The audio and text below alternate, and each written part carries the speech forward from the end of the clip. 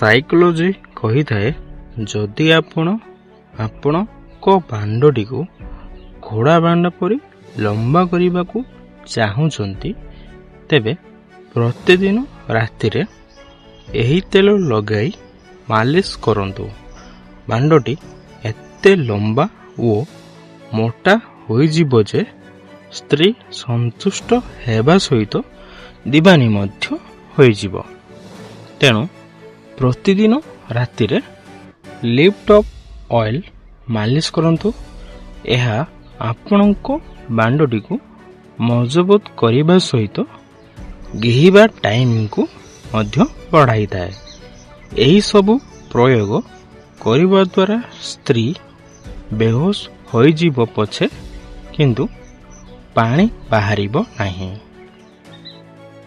Psychology କହିଥାଏ ମହିଳାମାନଙ୍କର ଯେତେବେଳେ ସେକ୍ସ କରିବାକୁ ମୁଡ୍ ହୋଇଥାଏ ତେବେ ସେ ଆପଣଙ୍କ ପ୍ରାଇଭେଟ୍ ପାର୍ଟକୁ ଛୁଇଁବା ପାଇଁ ବାହାନା କରିଥାନ୍ତି ବା କିଛି ଏମିତି ଡାଟି କଥା କହିଥାନ୍ତି ଯେଉଁଥିରେ ଆପଣ ବୁଝିପାରିବେ କି ସେ ସେକ୍ସ କରିବାକୁ ଚାହୁଁଛନ୍ତି ବୋଲି।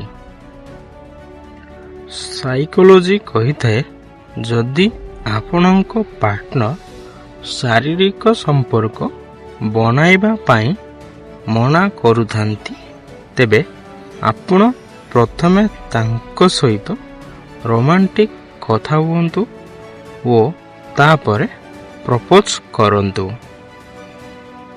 ସାଇକୋଲୋଜି କହିଥାଏ ଯାହାକୁ ଆପଣ ହୃଦୟରୁ ଭଲ ପାଉଛନ୍ତି ତାଙ୍କ ହାତ ଧରିବା ବା ତାଙ୍କ ଫଟୋ ଦେଖିବା ଦ୍ୱାରା ମାନସିକ କଷ୍ଟ ଦୂର ହୋଇଥାଏ ଓ ଏଥିରେ ଗୋଟେ ଅଲଗା ପ୍ରକାରର ଶାନ୍ତି ମିଳିଥାଏ।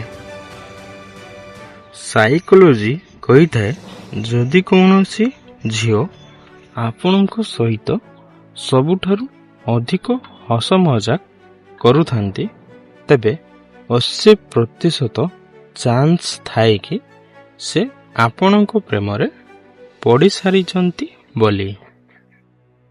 ସାଇକୋଲୋଜି କହିଥାଏ 25% ମହିଳା ଏହା ଭାବିଥାନ୍ତି କି ପୁରୁଷକୁ କେବଳ ଟଙ୍କା ଦେଇ ସେକ୍ସ ପାଇଁ ରାଜି କରାଯାଇପାରେ।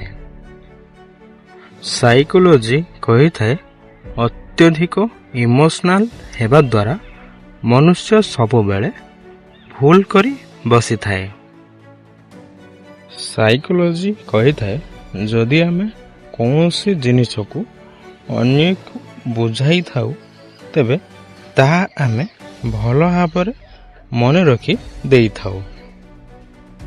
ସାଇକୋଲୋଜି କହିଥାଏ ଅଧିକାଂଶ କୁଆଁରୀ ଝିଅମାନେ ଯେତେବେଳେ ସେକ୍ସ କରିଥାନ୍ତି ତେବେ ପୁରୁଷ ତାଙ୍କ ଉପରେ ଶୋଇ ରହିଥାନ୍ତି।